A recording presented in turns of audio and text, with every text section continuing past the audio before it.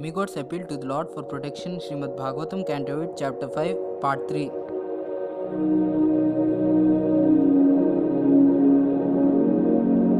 Let us offer our respectful obeisances unto the Supreme Personality of Godhead, who is completely silent, free from endeavor, and completely satisfied by his own achievements. He is not attached to the activities of the material world through his senses. Indeed, in performing his pastimes in this material world, he is just like the unattached air. O Supreme Personality of Godhead, we are surrounded unto you, yet we wish to see you. Please make your original form and smiling lotus face visible to our eyes and appreciable to our other senses.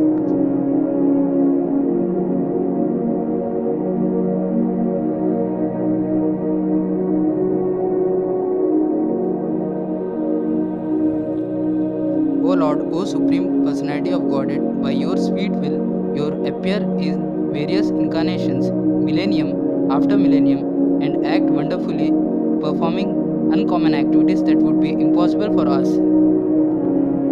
Karmis are always anxious to accumulate wealth for their sense gratification, but for that purpose they must work very hard. Yet, even though they work hard, the results are not satisfying. Indeed, sometimes their work results only in frustration. But devotees who have dedicated their lives to the service of the Lord can achieve substantial results without working very hard. These results exceed the devotees' expectations.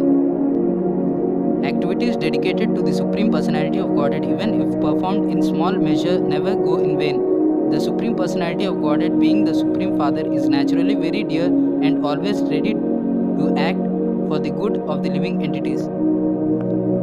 When one pours water on the root of a tree, the trunk and branches of the tree are automatically pleased. Similarly, when one becomes a devotee of Lord Vishnu, everyone is served, for the Lord is the supersoul of everyone. My Lord, all obeisances unto you are eternal, beyond time's limit of past, present and future. You are inconceivable in your activities.